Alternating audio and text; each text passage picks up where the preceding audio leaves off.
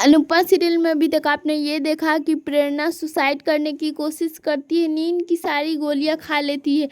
अनुपमा और बाकी हाउस वाले प्रेरणा को हॉस्पिटल लेकर जाते हैं और समय रहते ही अनुपमा प्रेरणा को बचा लेती है। प्रेरणा को घर लेकर आती है और उससे समझाती है कि तूने ये क्यों किया, आखिरकार तुझे एक बस जिंदगी मिली है और उसी जिंदगी को तू तबाह करने के चक्कर में लगी हुई है। तू लड़ और सबसे झगड़, लेकिन अपने हक के लिए काम कर।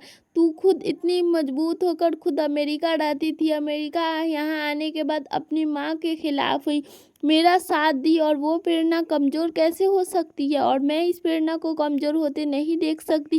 तुम्हें मुझसे वादा करना होगा कि आज के बाद तू ऐसी कोई भी काम नहीं करेगी और तू मुझे ही देख लेना, मैं कितनी स्ट्रांग हूँ, तू मुझे देख देख कर स्ट्रांग हो सकती है। आखिरकार एक ज़िंदगी में हमें हंसना खेलना रोना सब कुछ है, लेकिन हमें ये काम कभी नहीं करना है और तू आज के बाद ये काम नहीं करेगी। इस पे प्रेरणा रोने लगती है और बोलती है, सॉरी सॉरी सेंटाबन, मेरी वजह से आप लोगों को इतनी परेशानी हुई, मुझे माफ़ कर दीजिए और मैं ऐसा कभी भी कोई कदम नहीं उठाऊंगी।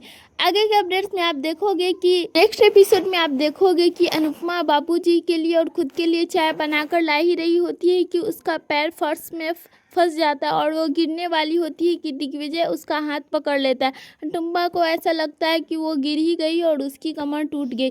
दिग्विजय उसे पकड़कर बोलता है, अरे आप औरतें ऐसा क्यों करती है, आपको लगता है कि वो घर का सारा काम कर लेगी, लेकिन उन्हें तो कुछ सोचना चाहिए ना, कुछ हम मर्दों पे भी छोड़ दीजिए। वो बोलती है, सर अब आप यहाँ पे है ही तो आप भी चाय पी लीजिए। दिग्विजय बोलता है, पर यहाँ पे तो 2 ही चाय है, आप लोग पीजिए, मैं नहीं पीऊँगा।